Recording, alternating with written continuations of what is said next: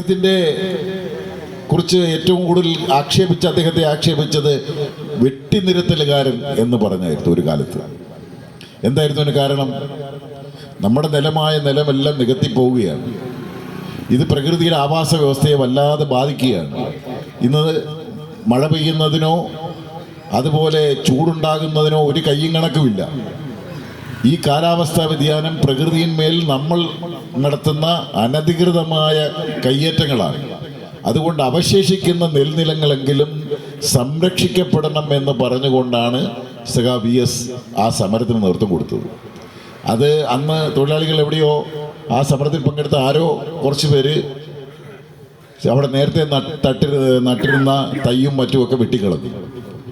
അത് VSന്റെ തലയിൽ ചാർത്തി വെട്ടിനിരത്തലുകാരൻ എന്ന പേര് VSന് കൊടുത്തു.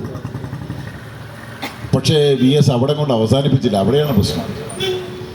മുഖ്യമന്ത്രിയായപ്പോൾ അദ്ദേഹം നീർത്തട സംരക്ഷണ നിയമം നമ്മുടെ കേരള അസംബ്ലിയിൽ അവതരിപ്പിച്ചു 2008.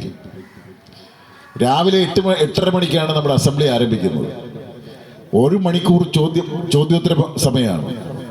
1 മണിക്കൂർ ചോദ്യോത്തരം കഴിഞ്ഞ് പിന്നീട് സബ്മിഷൻ കൂടെ കഴിഞ്ഞാൽ 11 മണിക്ക് മറ്റ് ബിസിനസ്സുകൾ ആരംഭിക്കും.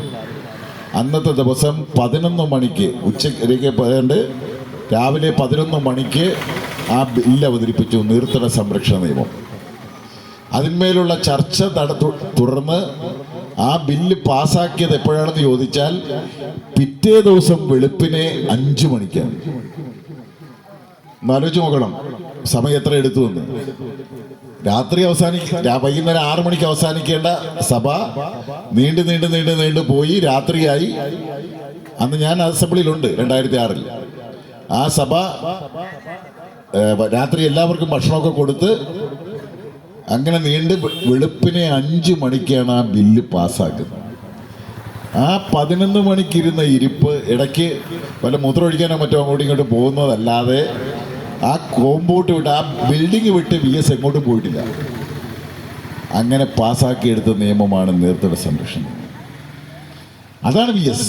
അതാണ് നാം കണ്ടുപിടിക്കേണ്ട മാതൃക.